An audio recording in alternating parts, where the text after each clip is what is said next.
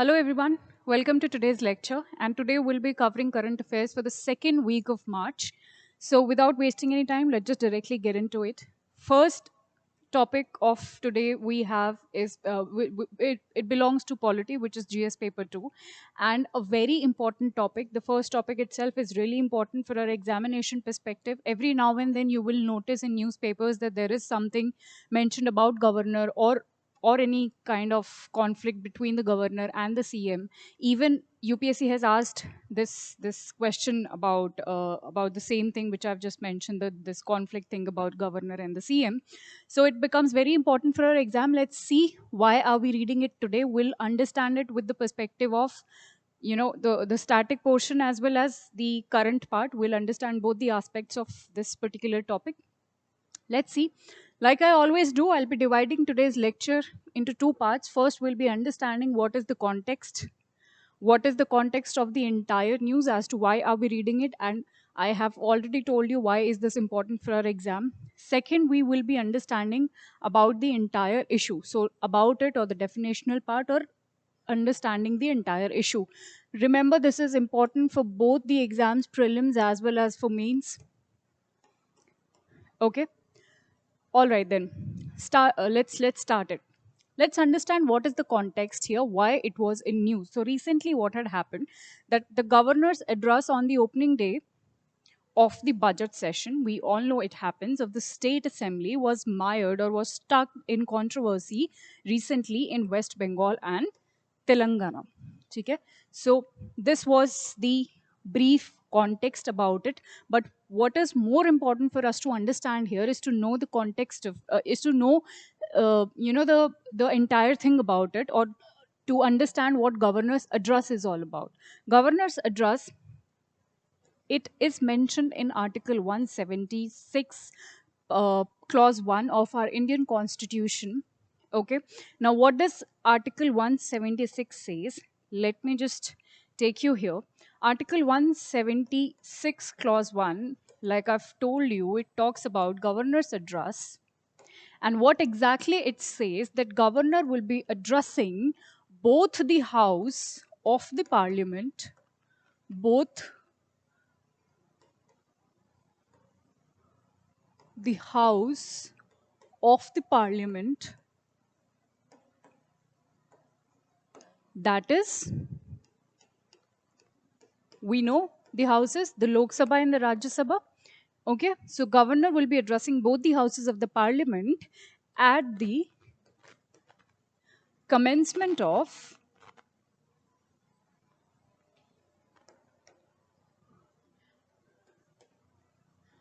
the the first session of the assembly after each or after every general election, right? So he will be assembling both the houses together and addressing. So this is one thing the governor does. And the second part of it is, governor also addresses the house at the start of every year as well. So these are the two parts of it.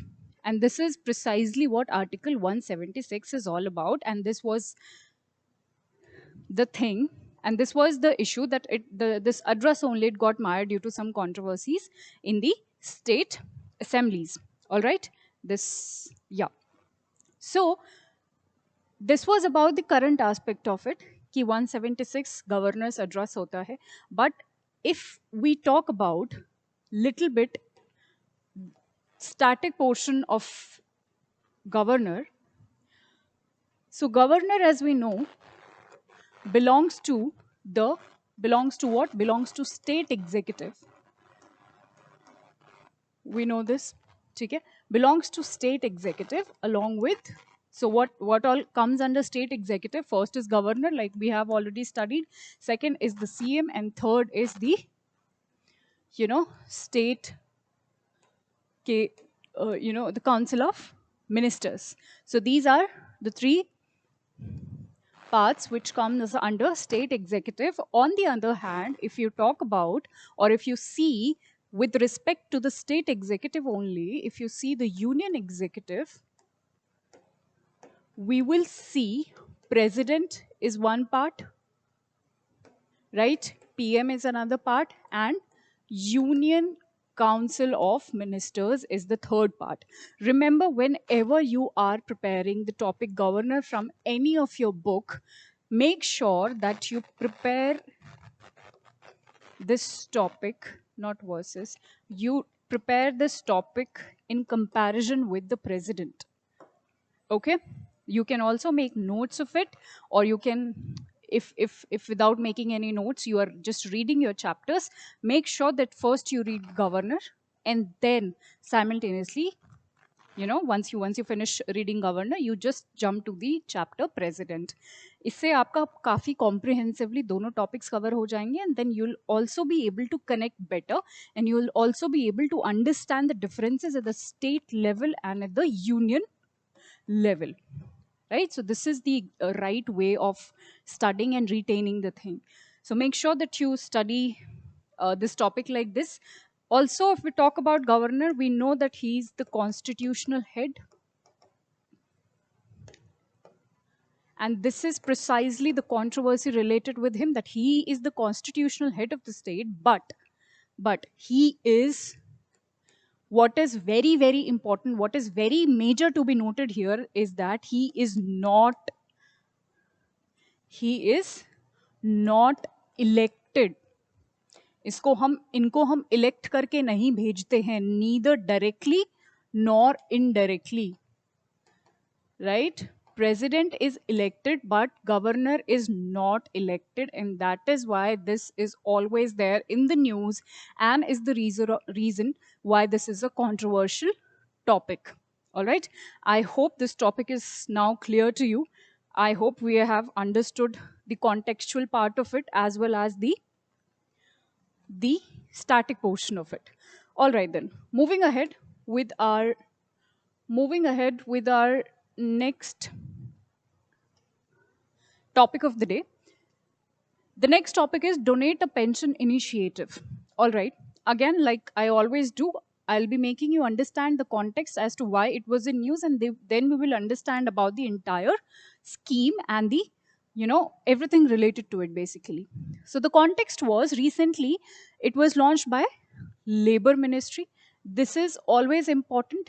कोई भी important scheme होती है, you need to remember, especially for a prelims point of view, that which ministry or which department launched it, which comes under Pradhan Mantri Shram Yogi Mandhan Yojana. We will also understand, or we will also read this particular scheme, which is Shram Yogi Mandhan Yojana, for the people to contribute to the pension fund of their support staff. Now, what is it related to? Donate a pension initiative. It is related to that the people will be contributing to the pension fund, in the pension fund of their contributing, or of their basically of their staff, of their near staff, or of their support staff. Like for example, हमारे घर में maids are there, drivers are there. Okay, as you can see here, street vendor is here. Okay, rickshaw puller is here, cobbler is here, tailor is here. So these are the support staff we have, and these इनके pension funds में we can contribute, and this is what Donate a Pension initiative is all about, which comes under Shram Yogi Mandhan scheme. Okay, what is more important here is to understand about the scheme itself, which is Shram Yogi Mandhan Yojana or Shram Yogi Mandhan scheme. ये क्या है? Okay, so this is basically Shram Yogi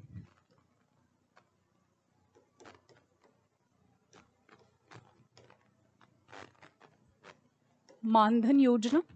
So it has certain features, and I would just directly list them out. Actually, there is nothing much to be understood here. I'll just list them out. You can read it and you'll get it, everything. It is basically an involuntary scheme, first of all. Okay?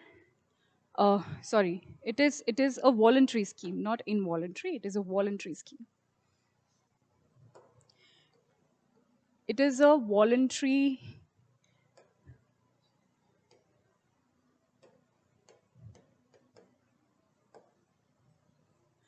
it is a voluntary scheme, which means that if you want, you can contribute into it, right? It is, you must have seen this here as well, that it is a 50-50 voluntary scheme. 50-50 voluntary scheme. What does this mean? What does this 50-50 means? Voluntary mein 50-50, which means that if the person, you know, if the person is contributing whatever, if the person is contributing suppose 100 rupees, the government also has to contribute same amount of rupees into the person's account. This is what 50-50 voluntary scheme, right? Next point could be that this is especially for the unorganized workers. We know that in our country still there are a lot of people, like more than 70%, there are a lot of people that still works in the informal sector. So for those people especially, it is very important that a government should come up with these kind of schemes. And other than that, um, schemes like Ayushman Bharat, schemes like MG Narega. So a lot of schemes are there. So these schemes should be there for their better development. So basically, these are for unorganized workers, which belongs to 80 to 40 years of age. So what they basically have to do, 40 saal tak they can contribute in a fund whatever amount they can. There is a list of amount. I'm not going into the details of it, and UPSA is not also going to ask the amount exactly. But yes, it is a voluntary scheme. Whatever they'll be depositing, the government also will deposit the same amount, right? And uske baad, after 60 years,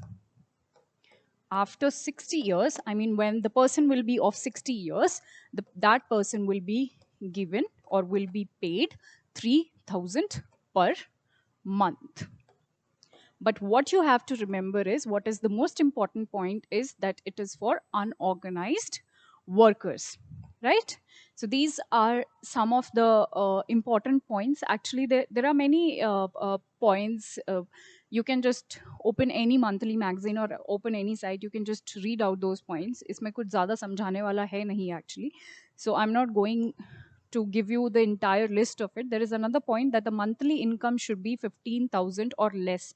कि जो भी इसके लिए apply कर रहे हैं, their monthly income should be either 15,000 or less than 15,000. Only then they are eligible to be a part of this. Also, they should not be a income taxpayer वो नहीं होने चाहिए. Then only they are eligible to apply for this particular scheme. So that was all about it. I hope it is clear to you that Labour Ministry recently has launched this scheme called Donate Pension Initiative, under which Yojana, under Shram Yogi Mandhan Yojana, which is a contributory scheme wherein you can contribute to your support staff, like for example your drivers, your maids, your tailors, or anybody who is your support staff. All right, moving ahead to our next topic, which is one nation one election. Again, a very very important topic for our polity. काफी news में होता है. So everything which is repetitive in the news becomes important for our exam, and of course it is, if it is mentioned in our syllabus also, so it becomes important. Moving on the same lines, we'll first be understanding the context, and then we'll be understanding everything about one nation one election. Kya hota hai, what are the challenges related to it, what are the benefits related to it, everything we'll be understanding in this particular thing. So what is the context? Recently, Chief Election Commissioner has said that Election Commission is ready to hold the simultaneous election, or which we also call one nation, one election. That Election Commission recently has said that we are ready to hold these elections. ये काफी time से था that we should be holding the simultaneous election. ये बार-बार elections होते रहते हैं. We should stop them. We should conduct the simultaneous election at one time, at a particular time. Okay, that is why we call it one nation, one election. So now the Election Commission is saying that they are ready to hold such elections. About one nation, one election, what do we mean by it?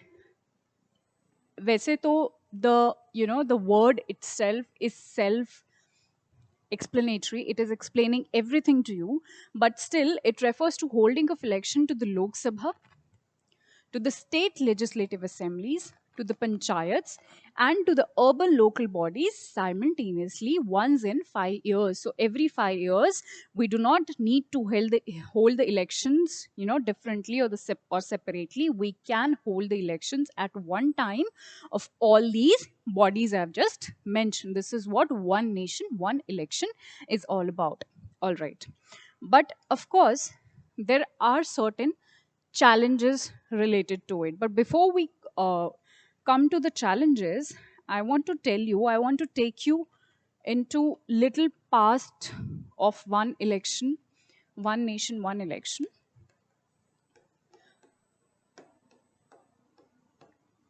There is one question which can come to your mind is कि क्या कभी पहले one nation one election or the simultaneous election used to held? Yes. So the answer is yes. If you remember, so 1951 or 52, we know that simultaneous election held for the first time of Lok Sabha and of course the state assemblies. I am going to tell you the chronology, but what happened, they continued till 1967. But what happened after 1967, what happened in 1968 and 69, there was some issue, there was some disruption, or there was some, premature dissolution of the assembly, due to which the entire cycle of holding the elections simultaneous, which is at the same time, got disrupted. So the entire cycle got disrupted after 1967. Usse pehle tak it used to be the one nation, one election only. So this was little bit of the past about it. All right. What's important here for our main perspective is to know, is to understand the challenges related to it, and also the benefits of it. As to if we are doing it, there must be some benefits of it. But let's see first what were the challenges of it.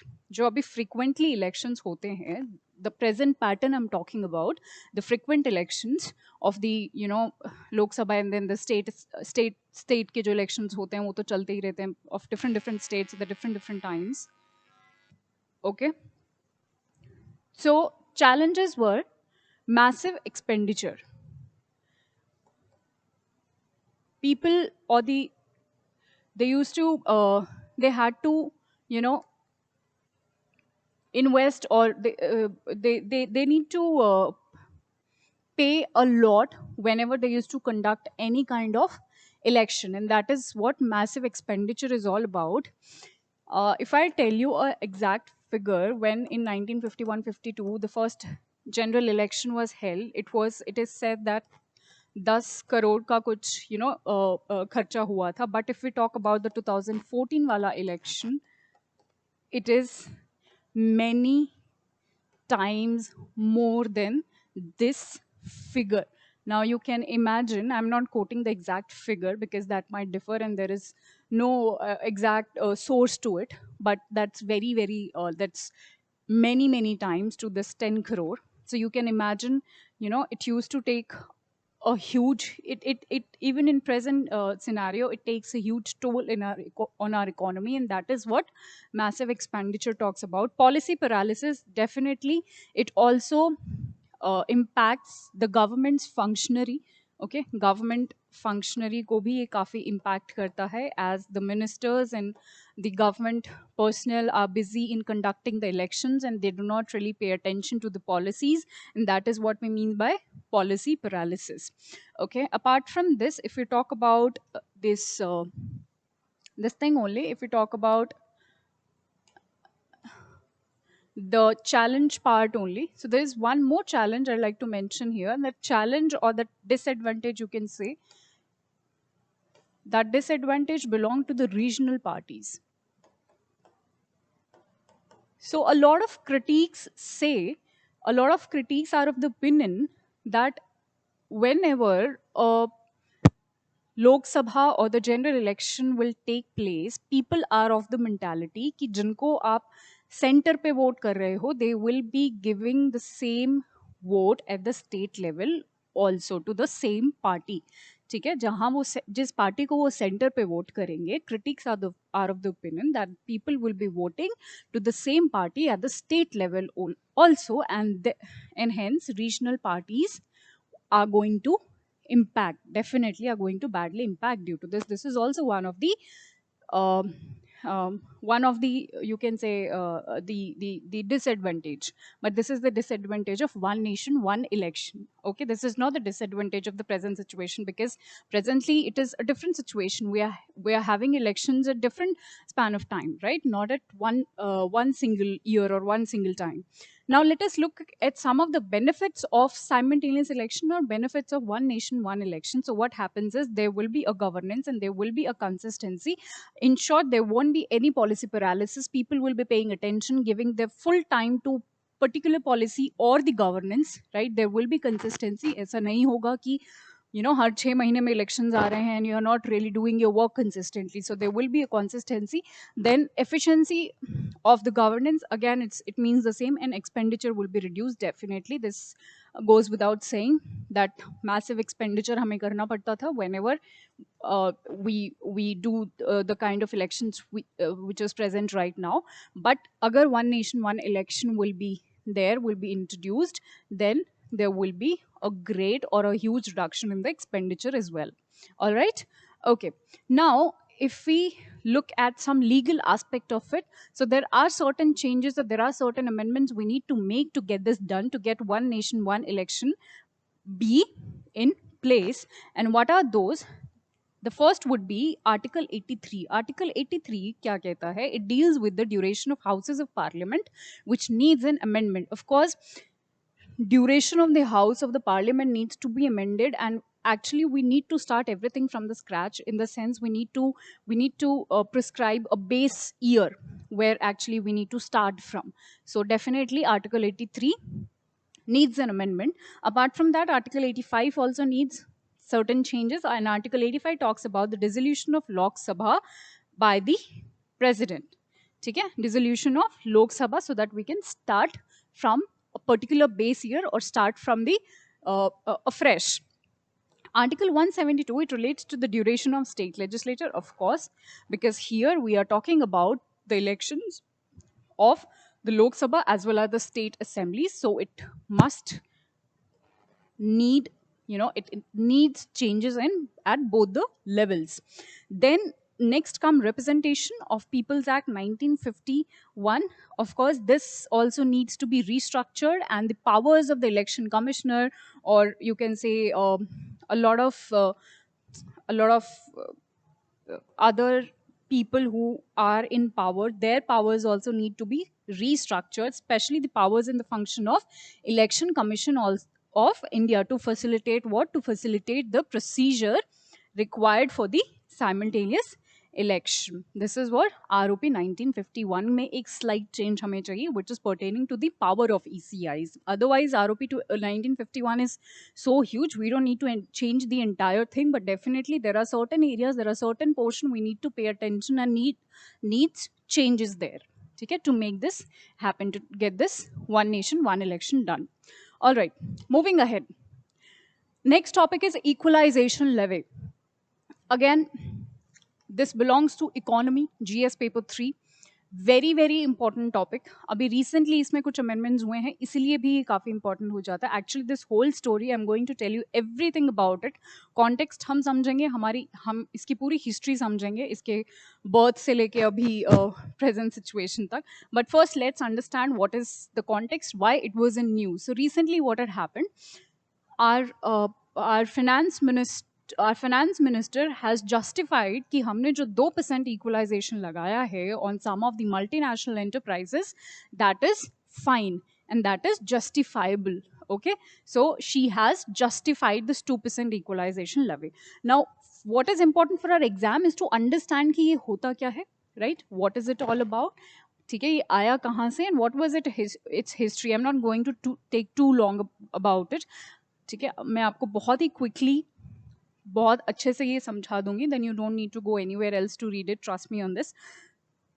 Okay then, let's see what equalization levy is and where this concept started from. I'm only going to touch upon the points which are important for our exam. वैसे तो आप एक topic को आप कितने ही दिन के लिए पढ़ सकते हो, you can do the entire PhD on it, but that is not required for our exam. I'm only going to tell you the things or the points which are important for our exam. So the entire story started in 2016. 2016 mein this thing started when our government realized that there are a lot of offshore companies, or you can say the foreign companies which are working here, which are making money here, uh, but are not paying taxes. They do not come under the ambit of Indian income tax. So to bring them into the ambit of our taxation system, our government introduced this equalization levy. So basically, a government, what it wants, it wanted to create a level playing field कि आप अगर हमारे country से if you are getting money, you should pay it back also. Okay, you should pay some amount of tax or some fee or some equalization levy also to it. So what it did in 2016, initially 6% का equalization levy our government put on some online advertisement companies. ठीक है, this is I'm talking about 2016 and this is different. अभी का जो 2% का है that is different. Don't worry, I'm coming to it, but first you need to understand this one which I'm telling you right now. So it put 6% equalization levy on the online advertisement companies, like for example Google and Facebook, that you need to pay back 6% of the money you are earning through the local online advertisers. So you need to pay back in our country. Now what has happened? Now in 2020, what has happened? That there were certain amendments which were made in the Finance Act. Finance Act. I'm sorry. Finance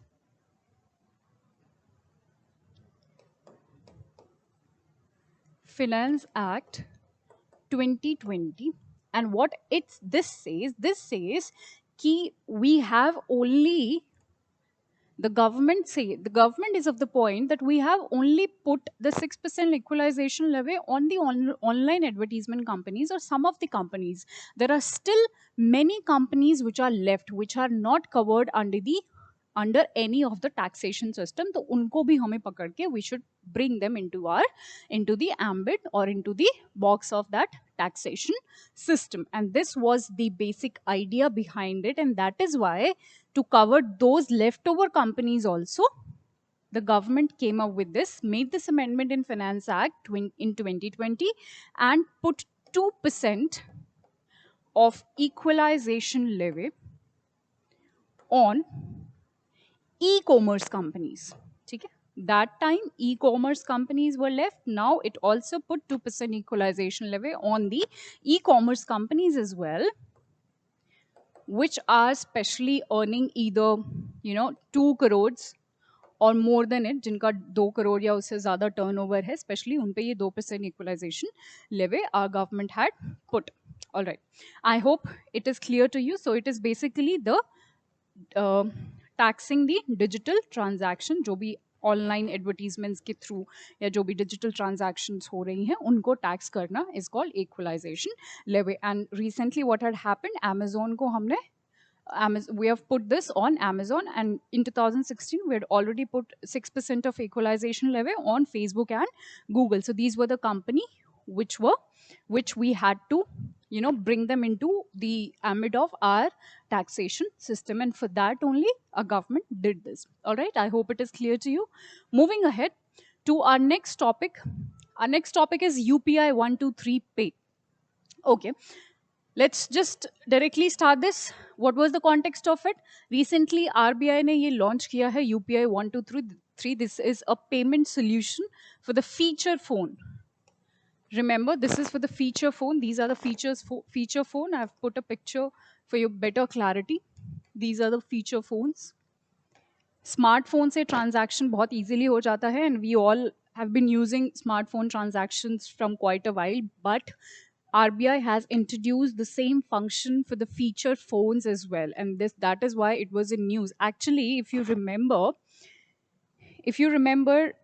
RBI ने पहले भी feature phone से transactions के लिए launch किया हुआ था. If you remember, it was we used to do it using that hashtag 99 sorry star 99 hashtag. We used to press it and we used to do the transaction using this, but the deputy governor of RBI, he recently said that this was not really, this couldn't be that famous, or that this couldn't achieve those results we wanted. So we are making some changes into it, and we are bringing some other things so that people having the feature phones can also do the transactions using their phone only, without any internet connection, without any smartphone. So there won't be any smartphone,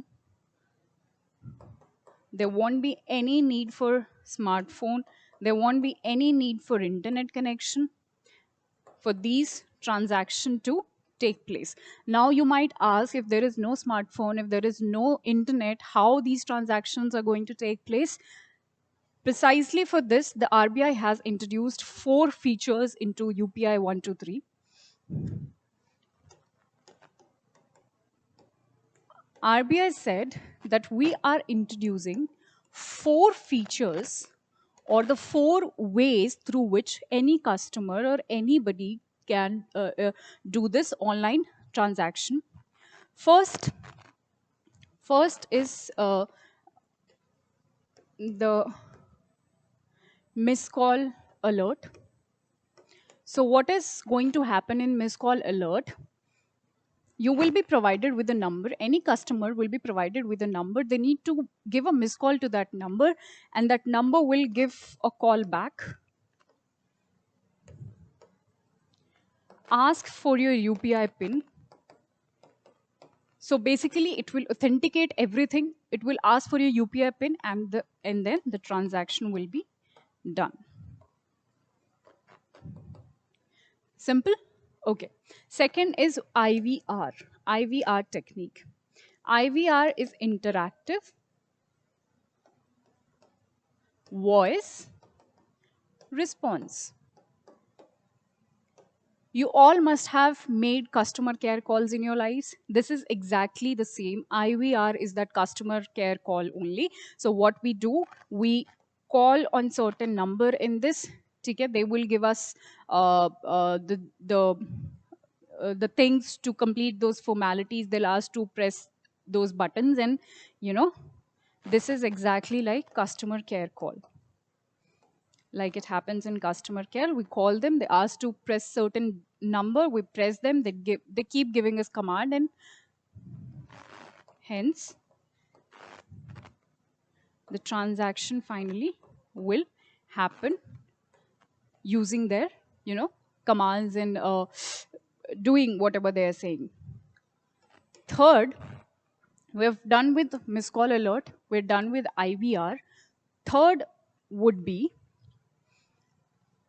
sound wave, or you can say proximity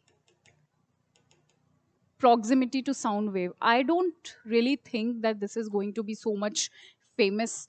It says that they will be your phones will be detecting the sound waves, and that is how the transaction will happen. But I don't think this is going to be a very this is going to be really useful. But let's see how it turns out. This is just a new technology. It is not into the market right now. We'll launch it, we'll introduce it, we'll see what the results would be.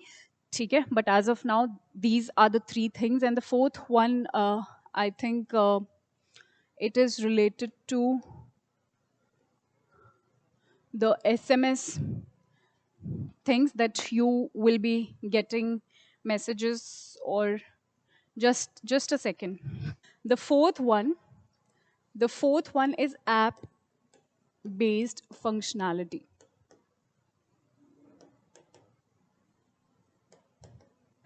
App based functionality is that there are still apps you can download in your feature phone. So you will be downloading those apps, and using those apps you'll be performing your required transactions. So these are the four features RBI has provided us with respect to UPI 123. The first is missed call alert, wherein you need to give a missed call and then they will call you back. They will authenticate your details. You need to put in your UPI PIN and your transaction will be done. Second is IVR, that is interactive voice response. You can remember it with the customer care call. Right. Third is proximity sound waves. It will detect the sound waves and it will help you in your transactions. The last one is app-based functionality, which is you need to download the particular or the desired app and your transactions will be done using the app. All right. So these were the four options we will be having in UPI 123. Now, next question comes is, what is UPI? UPI, what is UPI? Again, no need to do any PhD regarding UPI, just 2-3 points you can remember. It is a unified payments interface. Okay? It is basically an instant real-time payment transfer system. You can transfer any payment using UPI instantly. Now, what do we mean by this word instant? So if you have ever used the transaction using the online banking through any FT or NEFT, they usually ask you for 30 minutes time. But what happens in UPI, it does not ask any time. That is why we call it. It is an instant.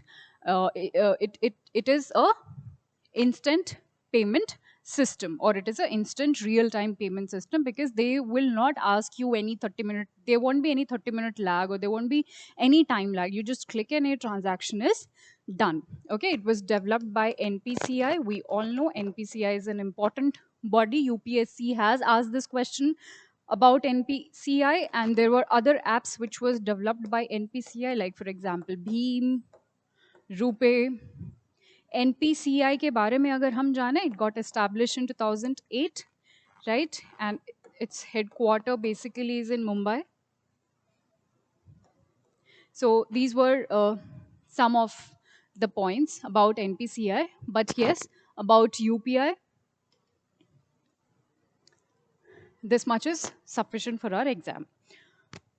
Coming back to this topic, I hope now the context is clear that we are launching, the RBI is launching this feature, into the feature phones.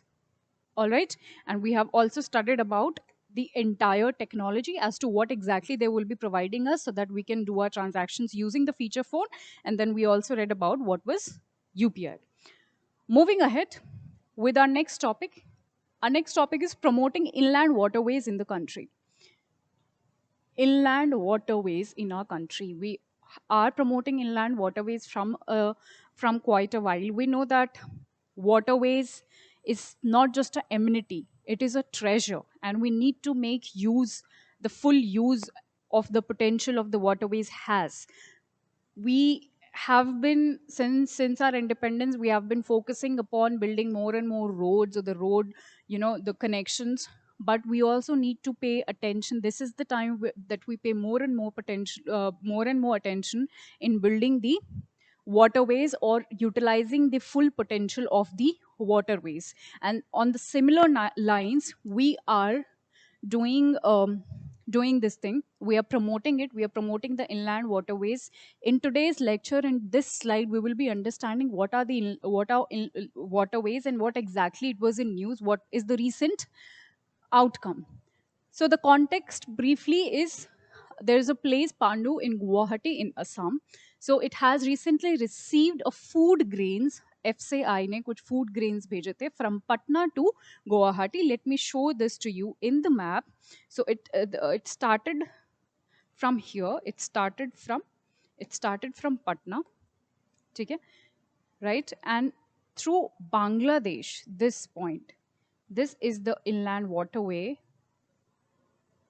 we were talking about. So through this point, the food grains reached to Assam.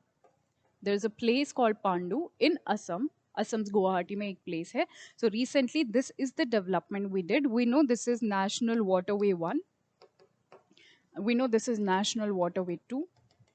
So what we have done, we have basically joined Waterway 1 and 2, the largest waterways. So we have linked the largest rivers, which is River Ganga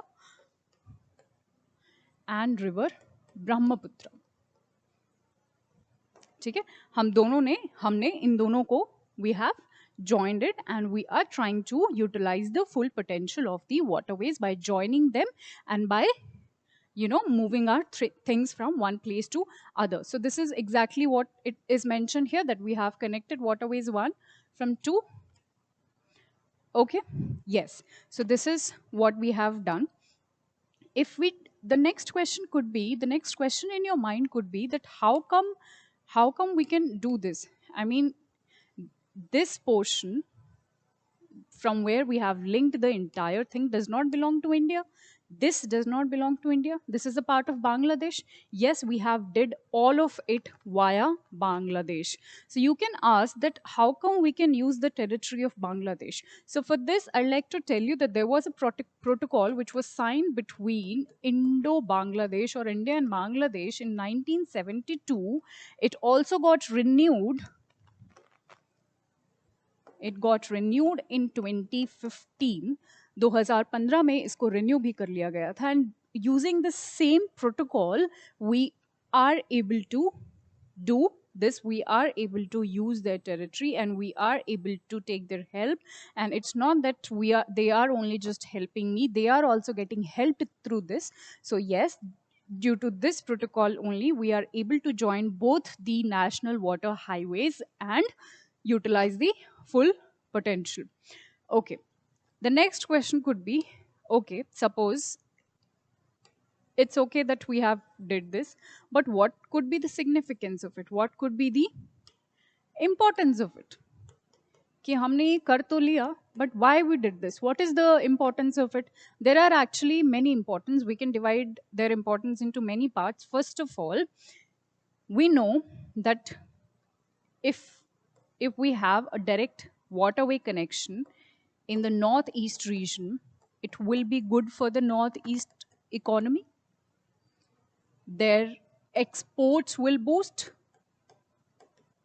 We know that they have good amount of tea, good amount of timber, good amount of forest producers at their place in the northeast. So that exports also is going to increase. पहले वो roadways के through जाते थे, which is which is used to be logistically very expensive. तो वो logistic cost भी हमारी कम हो जाएगी, and northeast region is going to get a lot of benefits through this in terms of the economical value I'm talking about right now. Also culturally भी बहुत सारी help होगा, but economy is the mother of everything. Second, strategically, if we see from the point of view of geopolitics, we know that China, this is our Siliguri corridor. We know that what if China someday attacks this? So hamara connection is, it will cut our connection to our most important region of our country, which is northeast, and we definitely cannot afford that. So as an alternative, if this suppose will be stopped for some time due to any kind of clashes between two countries, we will have one alternative. We can use the waterways, and hence we can stop any kind of impact, any kind of economic impact, especially on the northeastern part. This is the strategic importance with respect to the China perspective. This is environmentally also very, very important or very, very sustainable. As we know that whenever we build roads, we need to cut a lot of trees, and that is not actually environmentally very sustainable. But while preparing or while using the waterways, there is no harm we are doing to the environment as such, right? So this is environmentally also very sustainable. This is very sustainable. I think these are some of the important points or the significance of constructing the or using this inland waterways in the country. You can definitely quote these points in your mains examination. Now, if we talk about the waterways or the national waterways uh, in totality, so there are 5 national waterways, the important ones I'm going to tell you. The first is from Haldia to Allahabad. Just remember, you know, some their location. Roughly आप उनका location याद रखें, ठीक है? You don't need to, again, no need of detailing, just roughly remember, try to remember the position of the national highway. So National Highway 1, which is the Ganga river flows here and it starts from Haldia to, sorry, here to Allahabad. Okay? And this is the longest one. National Highway 2 is, it starts from Dhubri to Sadhya. Okay? And the states it covers is Assam, West Bengal, Arunachal Pradesh, and Meghalaya. An important national water highway. The third one is from Kollam to Kottapuram. It is in Kerala. Fourth is Kakinada to Puducherry, and it covers Andhra Pradesh, Tamil Nadu, and Puducherry as the states. ठीक है, गोदावरी और Krishna river यहाँ पर flow करती हैं. Fifth waterway we have is from Goenkhali to Talcher, which is here, right? And the state it served is Odisha and West Bengal, just the two of it, right? And the sixth one is in process. By the way, it will be from Lakhimpur to Banga, but it is in process. अब वो बना नहीं है, it is in process. And the states it is going to cover is Assam, Mizoram, Manipur, and Tripura. Assam, Mizoram, Manipur, and Tripura. So this was just a brief about the national waterways we have in our country, the important ones for our exam. I hope this is also clear to you. Moving ahead to our next topic. Next topic belongs to GS paper 3, Science and Technology. The very first topic of Science and Technology is Paramganga. It is a super computer. We'll understand why it was in news and everything about it. So recently, National Supercomputing Mission ने ये develop किया है, which is Paramganga. It is a supercomputer, and they have developed it at IIT Roorkee with a supercomputing capacity of 1.66 petaflops. This is used to measure the speed, or you can say the computing, the processing speed it is used to measure. And the system is designed and commissioned by CDEC, right, under phase 2 of the build approach of the NSM. I have put this topic intentionally because I wanted to make one point here, that at such topics, there is no need to, read a lot of about it, because UPSC, they're not going to ask you about the technicalities of it. Zyada se zyada, they will only ask you that either what is it,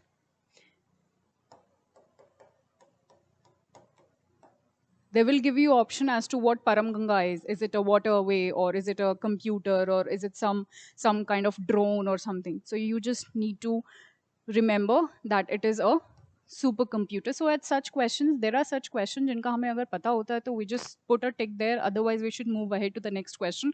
We should not, we should not focus, or we should not devote so much of our times at such question. And this is one of those questions, and this is one of those topics where we do not need to understand a lot, but definitely just 2-3 things we need to understand. The first would be that it is a supercomputer. About National Supercomputing Mission, which it comes under, this Paramganga has been made under National Computer Mission only. So it is being staged jointly by METI, which is Ministry of Electronics and Information Technology, and Department of Science and Technology. So this you can remember that NSM comes under. Is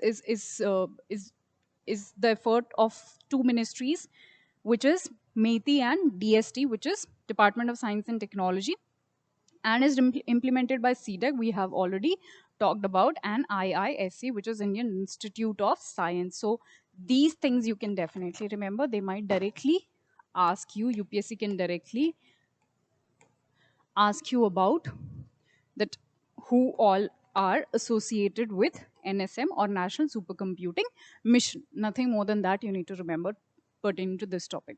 Moving ahead with the next topic. Next topic is jets of plasma over sun's chromosphere. Jets of plasma. So this we will understand what is it, and chromosphere. We'll understand this. But what is the context here? Why it was in news? It was in news क्योंकि अभी scientists ने कुछ reveal किया है. They have discovered something, and what is it? They have discovered that the science behind the plasma, which is the fourth state of the matter. We know that we have four states of matter. The first is solid, where the molecules are tightly packed. This is basic general science. You all must have read in your school NCRT books. Then the second is liquid, gas, and plasma. Plasma is, we know, this is the highly charged state. The example of it could be the stars. Stars is, essentially the hot balls of plasma only. So that is one of the examples of it. Agar isse aage bhi aap chale, there is another state called, let me write it here, called Bose-Einstein condensate. Just a second. Condensate.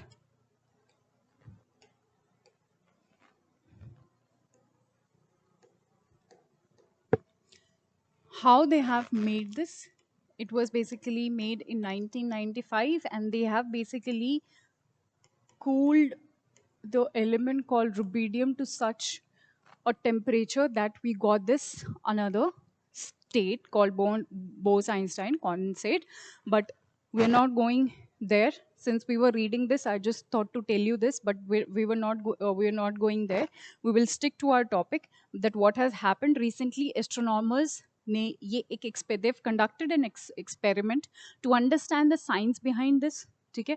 And then what they did, they actually placed the liquid above the speaker. They took a speaker, uske upar they placed this paint or the some kind of liquid, and the music is turned on. And then what they found, that the free surface of the liquid becomes unstable beyond a particular frequency and starts vibrating. And this is exactly they said that this particular experiment or this particular result what we found is analogous to the solar plasma jets which is happening inside the sun. तो ये जो हमने experiment किया है, the same thing is happening with the solar or with the solar plasma jets as well.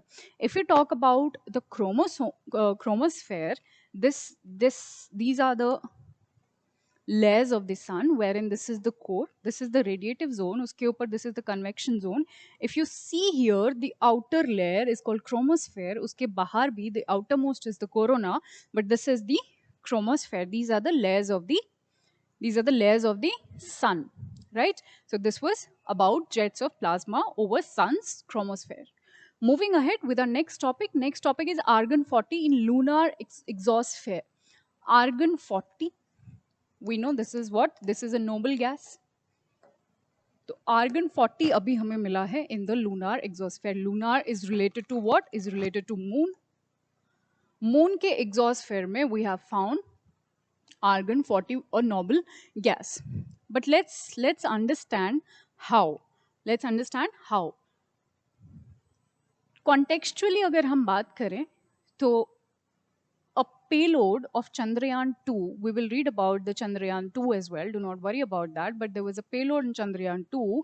It is chased to Chandra's Atmospheric Composition Explorer 2, and that has made first of its kind discovery on the distribution of this noble gas, which is argon 40. Okay, so what has happened, that we know that in our Chandrayaan mission there was a lander, Vikram, then we also have a rover, Pragyan, and then we have an orbiter. I am writing this in capital letters intentionally because I'll tell you the reason behind it. We know that our lander could not do a soft landing. It got crashed before it could do a soft landing on the moon's surface. But our orbiter is still revolving around the moon, and it is still till date it is mapping the moon. ठीक है? Chandrayaan 2 का जो orbiter था, it is still there in the space, it is still mapping the moon, and that orbiter only came up with this, with this discovery that there is argon gas, argon 40 gas present in the exosphere of the lunar surface. I want to make this one thing clear to you, that scientists ko या फिर the entire world community knew this already, that argon 40 is present in the at the surface of the moon, but nobody knew that it is also present at the exosphere. Like Earth has many layers. We know we have troposphere, we have stratosphere, we have mesosphere, we have exosphere. We have different layers of the atmosphere. Similarly, Moon also has the same layers. Okay, or not the same, but the layers. Okay, layers हैं atmosphere की moons में भी, and this orbiter has found out that there is argon 40 present in the exosphere of the moon, right? So this is something to be noted here, that we already knew that argon 40 is present, but India is the first country जिसने ये बताया है that it is present at the exosphere as well, and this is why this is a very, very proud moment and a very major discovery from our country's perspective, right? This is a diagrammatic representation I've put of Chandrayaan 2. We know that GSLV Mark 3 was carrying Chandrayaan 2, right? And then this was the first stage. At the second stage, this reaches the GTO, which is geostationary transfer orbit. ठीक है, उसके बाद orbit को ये orbit करना था जब तक वो मून तक ना पहुंचे, and after some time this orbiter, after reaching the moon's orbit, lander will get detached from the orbiter. This has to happen कि lander को अलग होना था orbiter से और soft landing करनी थी moon पे, which it could not do unfortunately, but this thing orbiter was still mapping the orbit of the moon, right? So this was about argon 14 lunar exosphere, which India became the first country to find out this, and that is why it was in news. Moving ahead with our next topic, and our next topic defense belongs to defense part, Dharma Garden. Again, there is a reason why I have put this particular news in today's lecture. Again, I'd like to tell you that there is nothing more, there's nothing much to understand about this, but there is a reason why I've put this. Kyunki this is your homework that you have to go and you have to make a list of all the exercises conducted by the army, by the navy, by the air force, okay, between the two countries or between the countries, the important countries, especially from our exam perspective, जो काफी ज़्यादा news में भी रहती हैं. So you have to go and make a list of it, so that because these kind of questions and these kind of notes comes handy in your prelims examination sometimes. So you must have them, you must memorize them, and याद करना ही is the only solution. तो Dharma Garden जो एक annual exercise है Indian Army और Japanese ground self defense force की. So this is between Japan and Indian Army. This is the most probable question which could be asked if they're about to ask this. This could be the most probable question which can be asked in your examination, right? There are certain other exercises I've put here, like for example, Austria Hind is between Australia and India. Sampriti is between India and Bangladesh. Hand in Hand is between India and China. Shakti is between India and France. Garud Shakti, important one, is between this thing India and Indonesia, right? So ऐसे ही करके even between, yeah, this is also important between India and US. This is Yuddha Abhyas. So whenever you come across such exercises in the news, make sure that you make a list of, jot them down so that you can revise them just before your prelims, right? You can also pause the video and you can take a photo of this as well. So the next topic we have belongs to GS paper 2, which is international relations. A very important topic, that is motor vehicle agreement of sub-regional BBIN group. BBIN group. BBIN refers to the 4 countries, which is Bangladesh, Bhutan, India, and Nepal. I've put the diagram, I put the picture also here. Nepal, Bhutan, Bangladesh, and India. Okay, so what had happened regarding this BBIN grouping and what is this agreement is all about? So a meeting was recently held between these countries, between three countries. I'll tell you कि अभी हमने 4 countries पढ़ा था, but why this meeting had happened between 3 countries only, I'll tell you the reason also behind it. So the meeting initially happened between Bangladesh, India and Nepal only, not Bhutan. Bhutan was not a part of it. So Bhutan was not a part of it. Bhutan showed its unwillingness to be a part of this agreement. So, okay. So this was basically, it was to discuss the next steps in the operationalizing the motor vehicle agreement of the sub-regionals of the BBIN grouping for the free flow of goods and people also. Not just goods, but people also between them. Okay. So what is the entire thing? Let me take you to this page and let me tell you what is this entire thing. So this BBIN group, they actually initially came up with an agreement in 2015. Okay? They come up with an agreement in 2015 for the movement of, or you can say for the free movement of goods plus people. Mind you, this is also important. So this is not just an agreement pertaining to the goods, and this is not just economically beneficial to all the countries, to all the group, to the entire group, but also culturally is also very important, because it includes the people as well, the movement, the free movement of the people as well, right? तो ये culturally भी हमारे लिए, I mean the group के लिए culturally भी ये important है, साथ के साथ economically तो है ही, right? So economically and the cultural, both the aspects are here. So it is basically for the free movements of goods and people across the territories, across the territories of what? Of BBIN grouping. Okay? Okay. Let me give you an example. Suppose there is a truck A. It has some material or goods into it, loaded into it. This is India. This is Indian boundary. This is Bangladesh, right? This truck will start from India. It'll enter into, suppose it has to deliver something into Bangladesh, it'll enter into Bangladesh. Earlier, prior to 2015, what was there, that it cannot, the same truck cannot go to the desired location. Suppose this is the desired location where the truck has to go and and to deliver the goods. So the same truck cannot go to the Bangladesh and deliver the goods at the desired place. It has to first stop here. Okay?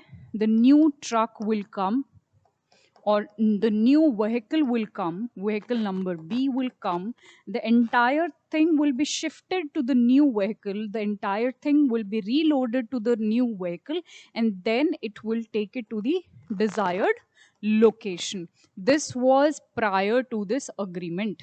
ठीक है, इस agreement से पहले ये होता था. Now there are definitely many disadvantages of this kind of movement. It'll compromise the export. अगर ऐसा कोई एक्सपोर्ट हुआ जो बार बार रीलोड नहीं हो सकता है, it will compromise on its value also. And second, it will increase the logistic cost also. Definitely it will increase the logistic cost also. Now, to overcome these problems, this group came up with a solution, and that solution lies in this agreement wherein everybody agreed that this truck A, or any registered truck can enter into the other's territory, okay, without any interruptions. The other territory will allow the registered truck, of course with certain terms and conditions, but that we are not going to study because that's not important for our exam. Only this much is important. What I'm telling you, only this much is important. So the same truck or the registered vehicle can enter into the other's territory, and the same vehicle can deliver the product or deliver the goods to the desired location, which means now there is no need of the second vehicle. This is what this first vehicle only, the same vehicle only can go directly and can deliver the desired products to the desired location in the others territory or in the others country. ठीक है, the members मतलब only in those country which are a group of these which are a member of this group, right? Okay, I hope this is clear to you. This is exactly what this motor vehicle agreement is all about. Now, what is this Bhutan issue? Bhutan recently has said that it cannot be a part of this agreement. In 2017 only it had said ki I don't want to be or I cannot be a part of this agreement. But the question is why? Why did they deny or why did they show their unwillingness to be a part of this agreement? The reason is they said that we are a carbon negative country. हम एक carbon negative country हैं as of now and we want to maintain the same status. और जितने ज़्यादा vehicles की movement होगी there are chances that carbon could be increase and we do not want that as of now. So we want to maintain the status quo. We want to maintain this environmental status only as of now. We want to remain the carbon negative country. We do not want to produce more amount of carbons in our atmosphere. We want to remain with this tag of carbon negative country. That is why Bhutan showed its unwillingness to join this agreement, right? Now, what is this ADB thing? What is the role of ADB? This is Asian Development Bank. We know its headquarter is in Manila. Manila is in Philippines. Philippines में है Manila. ADB का जो headquarter है is situated there only and this is basically for the social and economical development of the Asian region. This banks basically is basically to develop for the developments of to help the development of the social or the economical development of the Asian region. By why we have mentioned here? We have mentioned here because the entire agreement is being supported by ADB. ADB is supporting all the countries to do this or to implement this agreement in their particular regions. That is why ADB was there in the news and have told you that this is not just the people's, this is not just the goods movement, but also people's movement, which means that it is culturally also very very important for this grouping. ठीक है, तो ये अगर कभी भी UPSC इस mains में if they ask you about anything which is related to this, you can quote the cultural aspect as well along with the economical aspect. That is why I've been mentioning the people, the cultural aspect again and again, because you must quote all the dimensions or quote all the aspects, the economical, the psychological also, depending upon the topic, social, cultural, everything you need to put. All right, moving ahead. Next topic is Iran nuclear deal. 2 stars, highly important. Though it's very easy, but at the same time very important also. So let's understand what is the context and what is Iran nuclear deal is all about. Context was, so recently there was a talks on the revival of the Iran nuclear deal. So the entire group, they want to revive the entire the Iran nuclear deal, right? So during this thing also, during the war also, so they want to revive this. And Russia recently has said, because US had put a lot of sanctions on Russia, we know this, due to this war. So Russia has been saying that I also want to be a part of though it is already a part of this thing, Iran nuclear deal, but it is saying that I'll only be able to do my work properly once these sanctions will be removed from me. The US has put these sanctions on me, and I'll only be able to do my work properly or efficiently once these sanctions will be removed. So Russia is trying to remove its sanctions in the pretext of Iran nuclear deal.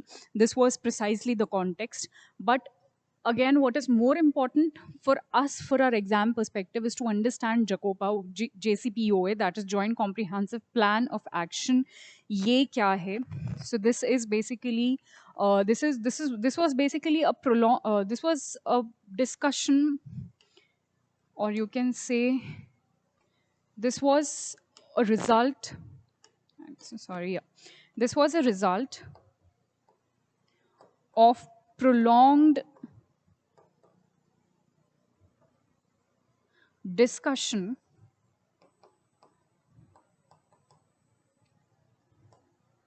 between 2013 and 15, between how many countries? Between Iran and P5 plus 1. Sorry, this is P5, okay? P5 is the permanent 5 countries. The names are here, mentioned here.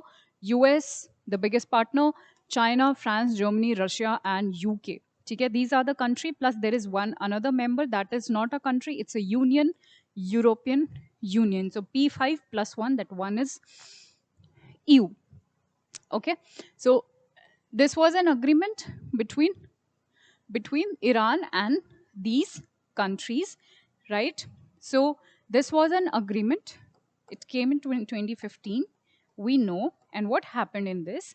Everybody decided that Iran needs to put down its uranium enrichment, or slow down, or put down, you can say, it's uranium enrichment.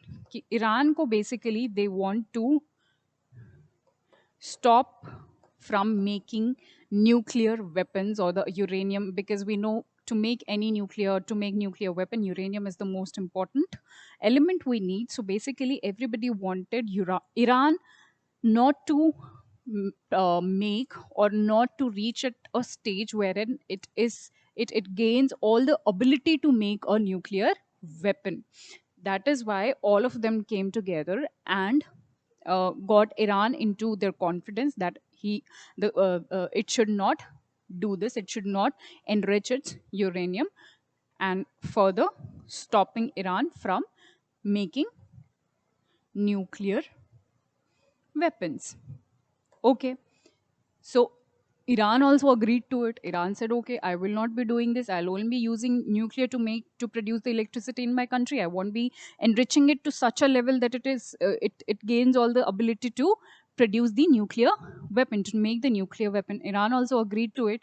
But then what happened? Why it is in news and why it is such a controversial issue? I'll tell you. 2017 tak everything was smooth. 2018 mein what happened?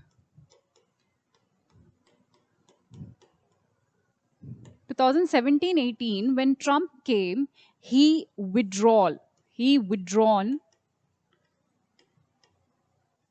from this deal. He withdrawn from Iran nuclear deal. And that was the time. Since then, Iran is also saying that, okay, since US has only withdrawn, that there is no point of continuing on the lines of JCPOA. We will also start enriching our uranium. We will also start enriching our nuclear capacities, right? So that was the reason that it was in news, and that is why these countries are now also of the opinion that we should revive this. Revive karna kyun hai? Because 2018 mein it was put off due to the withdrawal of United States. So they are planning to revive it. Why? We know, because they do not want that Iran to be a nuclear power, and they do not want that Iran enriches its uranium to such a level that uh, it can become a nuclear power in future. So that was the brief about it. I hope it was clear to you. Moving ahead with our next topic. Next topic is most favored nation status, MFN status. Now, what is MFN status, and why is it, and how is it related with WTO? MFN, let me first of all tell you, most favored nation. This is a misnomer. The word itself is a misnomer. सुनने से ऐसा लग रहा है that we have to favor someone, but this is not related to, this is any way not related to favoritism. This is related to giving equal treatment. Equal treatment to all. to all member countries rather. Member countries of what? Member countries of WTO. So MFN status says what? That suppose there is a country X has reduced the tariff to 5% for company Y. Okay? So this MFN or this most favored nation status or this thing, it says or it makes compulsory for the country X to reduce the tariff to the same level, which is to 5% only for any other country which is a member of WTO.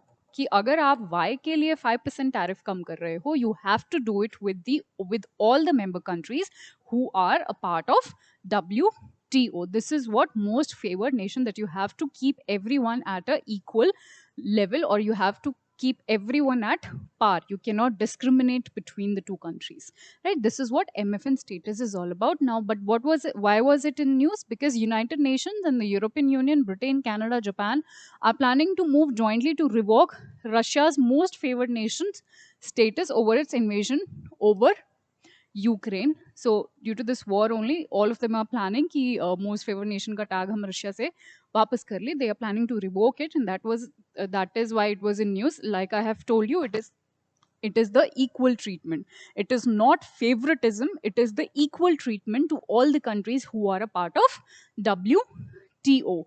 WTO, we know that the precursor of this was GATT, General Agreement on Trade and Tariffs. ठीक है, यहाँ से ये आया है. It came in 1995, right? Around 164 member countries are there, which is presently a part of WTO, and it contains all these countries. I mean, contains around 98% of the world's GDP.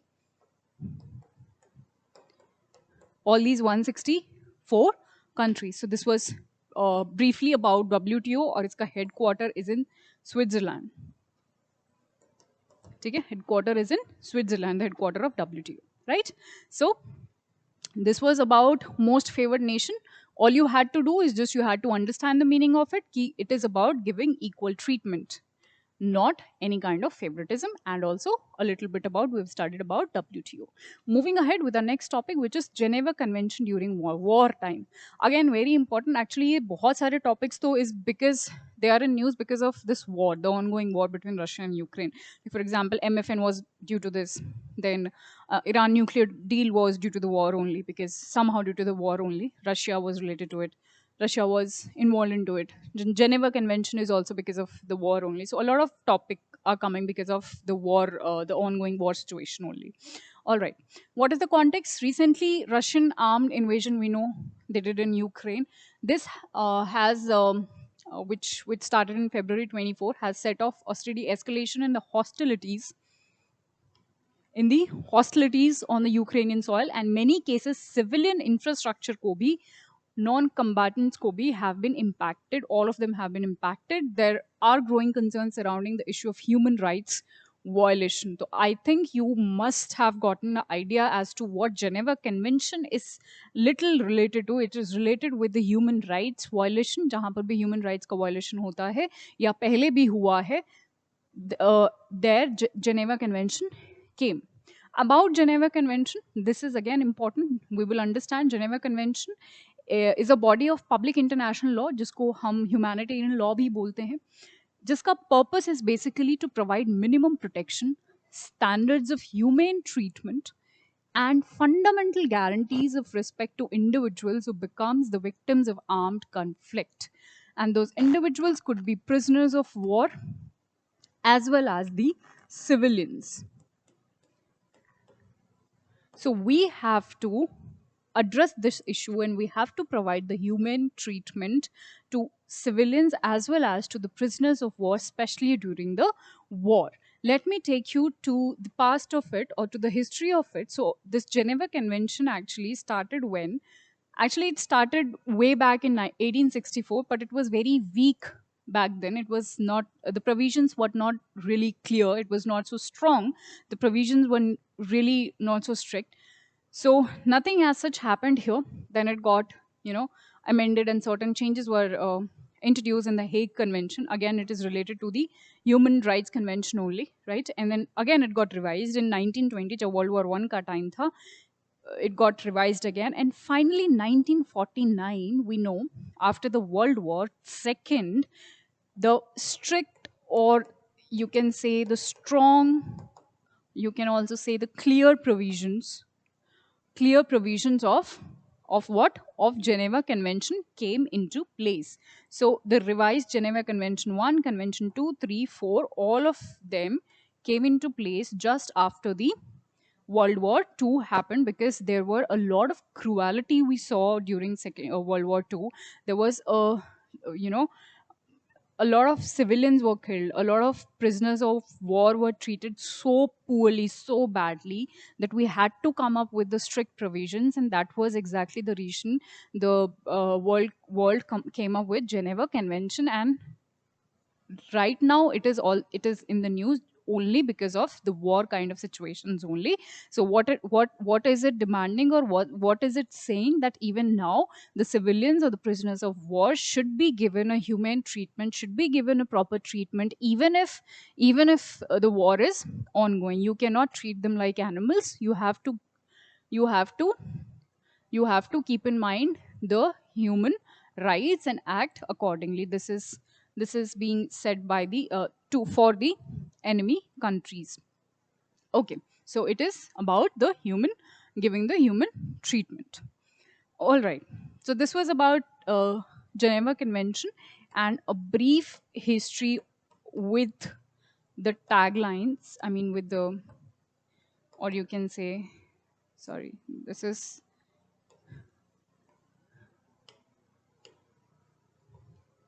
the chronology of how exactly it started and how exactly it kept on improving. We kept on revising it, we kept on revising the provisions, making them more strict, making them more relevant to the present situation. And these are the present results to give a better treatment even during the war. All right, moving ahead with the next topic, it is relaunch of CEPA between India and Canada. SEPA, which is what, Comprehensive Economic Partnership Agreement. This we have relaunched. Actually, pehle bhi we tried to do this, but now we have relaunched it between India and Canada. As you can see in the map, this is India and this is Canada. This is US. We know, okay? So this is South America. This is Africa. We know Australia. So you all must be knowing this is, it's very easy to mark these. Okay, but we know the two countries wherein we are relaunching the SEPA, which is Comprehensive Economic Partnership Agreement between the two countries. Now, we need to understand why it was in news. We have already understood, because we have relaunched it between the two countries, that is India and Canada. But what is it? We need to understand about SEPA. So basically, SEPA is a kind of, let me tell you, it is a kind of FTA only, which is free trade agreement, right? It is a kind of FTA only, wherein two countries come and they give certain relaxations or the concessions on the tariff. Okay? They do certain kind of negotiations just to facilitate, just to do what? Just to facilitate the trade between them, right, between the countries. So this is just a trade facilitation agreements. Okay, September 2008 May, the India Canada CEO roundtable recommended that India and Canada would benefit enormously from SEPA by elimination of certain tariffs on a substantial majority of the bilateral trade. So if they will remove certain tariffs, there will be benefited, they will be enormously benefited. So precisely, exactly, that is what they have done. In this particular agreement, they have committed to remove the tariffs on a lot of things, like, for example, a lot of goods, plus a lot of services, plus also on the pharmaceuticals. Okay? Apart from pharmaceuticals, they've also talked about tourism sector, And apart from tourism, renewable energy.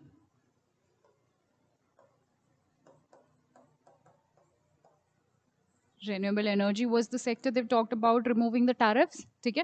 So these were some of the you can say some of the areas. There are a lot more actually, but I've quoted just few of them. So these are some of the areas where they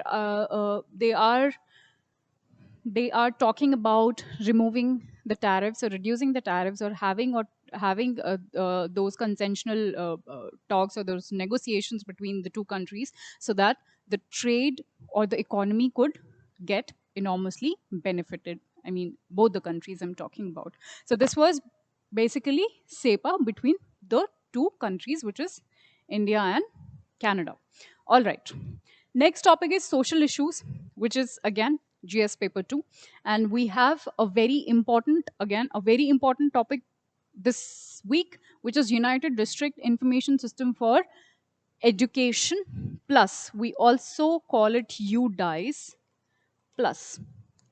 हम इसको UDICE भी कहते हैं. This is the short form. Let's understand what is it. And I'll also tell you what are exactly those points you need to remember for your exam perspective, both for prelims as well as for mains. The first thing you need to remember, let me first tell you the context of it. So recently, Ministry of Education has released a report, okay, on Unified District Information System for Education 2021 on school education of India. Okay, so a report has been released by which ministry? Education Ministry. But what is UDICE? What is UDISE plus system? So for this, just remember these three letters, three words: online data collection. So this is just an online data collection wherein we collect all the data on the school education of our country. Okay? And it was basically developed by Department of School Education and Literacy in the year 2018 and 2019, and it has been released now by Education Ministry. Okay, so for prelims, this is important, that which ministry will release this report. This is important. Definitely prelims के लिए भी highlights भी important होती हैं, but they are more important for your mains examination. अगर कभी भी question आता है on such reports and you have to mention certain highlights, you can definitely quote this in your mains examination. For prelims also, they can ask you indirect questions. Okay, so let's see what are the highlights of this report. Let's see what UDICE says. First highlight of the report is the students and teacher in school. What were the ratio of the student or the teachers in the school? So 2020 or 2021 mein total student enrolled in the school education, primary to higher secondary, stood at 25.38 crore, and there is an increase in 28.32 lakh enrollments as compared to the 25.10 crores enrollment जो कि पिछले साल था. So there has been a increase in the number of enrollments. Second is the GER, that is the gross enrollment ratio, which measures the general level of participation, and that is also has improved in 2021 at all the levels of school education compared to the previous year. So these are the two highlights. Apart from this, there are more highlights which I'd like to quote. Next one is level wise GER. If we see in this year compared to the previous year, so 92.2 from 89.7% in the upper primary and 99.1 from 97.8 in elementary. So you can see there the ratios. The next is 79.8% from 77.9 in secondary and 53.8 from 51.4 in higher secondary respectively. These were the level wise or the elementary or the secondary or the higher level wise GER ratios which was highlighted in this particular report. Next is the pupil ratio, pupil teacher ratio, the student teacher ratio. What does the ratio say is that in 2020-21 the ratio stood at 26 for primary, 19 upper primary के लिए था, and 18 was for secondary and 26 was for higher secondary, showing an improvement since the last year. So this has also removed. As we can see, as we can notice that a lot of scores has been improved, or they are on the line of improvement only, according to the report which were presented by Ministry of Education. Next highlight was school infrastructure. Now if we talk about the school infrastructure, the classrooms, the washrooms, everything comes under the school infrastructure. The school with functional electricity, and electricity of course very important part, have made impressive progress during 2020 or 2021, with the net addition of 57,799 schools provided electricity. So this is also a good sign regarding the schooling in our country. So what precisely you need to remember first is this fact. Actually all of these are the facts only, so you can make your notes about kuch aap facts yaad rakh sakte ho for your exam perspective. Nothing conceptual is being mentioned here or is provided in this particular news. Up next, and this is the last topic of the day, it is Kanya Shiksha Pravesh Utsav scheme. Okay, let's understand the context of it. So on the eve of International Women's Day, the Ministry of Women and Child Development has launched this. Again, the first question which could be asked, the first probable question, that who launched this is Ministry of Women and Child Development. What was the name of the scheme? Kanya Shiksha Pravesh Utsav. And the objective of the scheme is to bring back out of school girls back to the education system. We know during the hard time of corona, hard time of COVID, there were around 4 lakh girls in 11 to 14 years of age. 11 to 14 years of age mein, there were around 4 lakh girls who dropped out, okay, or not, you can say who stopped going to the school. So this mission or this scheme basically aims at bringing those children, those girls, to bring back to the school जिन्होंने especially COVID की वजह से school छोड़ दिया था. It is basically to bring them back. Now about this Kanya Shiksha Pravesh Utsav, it is launched by Women and Child Development Ministry. Again, important, I have told you this, in partnership with the Education Ministry. Okay, so again a factual point for our prelims, that who launched this scheme. See, there are 2 questions जो अभी तक हम cover कर चुके हैं pertaining to this scheme. First is who launched this, which is Ministry of Women and Child Development plus Education Ministry. And second, what is the aim or the objective of the scheme? It is to bring back this those children, not the children, those girls especially जिन्होंने school छोड़ दिया था especially due to COVID. This scheme will fulfill the target of Right to Education Act that says to bring out of school girls back to the education system. Actually, we know that the girl child faces a lot of problems, especially in the rural areas, not also in the urban, but majorly in the rural areas. There is a gap between the education provided to a boy and a girl. We know this. We also know that there is a son preference, especially son preference in our country. Even Economic Survey of 2018 had quoted this. They have, given this one entire chapter on son preference. To get to Economic Survey in 2018, there was a chapter on son preference, wherein it precisely had written that what exactly the treatment which is given to the girls and how sons are preferred right from the birth. So these were some of the reasons that why girls had to drop out or had to stay back at home, especially at those hard times of COVID. Okay, so not just the Kanya Shiksha Pravesh Utsav scheme, there were many other schemes which were launched by our government for the education, for the girl child education. Like for example, a very famous Beti Bachao, Beti Padhao scheme. This was essentially for the, just a second, this was essentially for the, it was not for education initially, it was to increase or to balance the sexual rate in a lot of states of our country between among girls and boys. So it needs to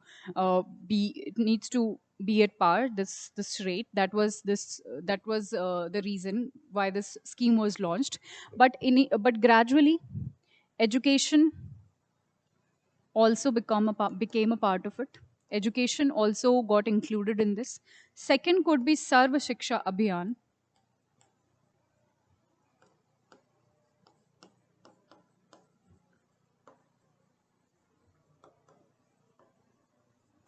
Sarva Shiksha Abhiyan again was to provide the elementary education. As you can see here, it is again to provide the elementary education. The next, and again a famous one, Rashtriya Madhyamik Shiksha Abhiyan. As the name indicates, it talked about the secondary education. Madhyamik is secondary. So the next one was Rashtriya Madhyamik Shiksha Abhiyan. It was for secondary education. Mind you, I'm telling you about all these schemes because I want to tell you that whenever certain question comes, suppose there is a question which is asking you about that how can we improve girls' education in our country. So we need to list down, we need to jot down all those schemes which are related to the education. Suppose it is just, the question is just talking about or just asking about the education, how can we improve it. So we need to make a list of such schemes beforehand so that we can produce them in our mains examination, our final examination. So this was one of the ways we can approach our questions. So that was all about it. I hope it was helpful. We are done with our lectures. I hope it'll help you in your examinations. Thank you so much.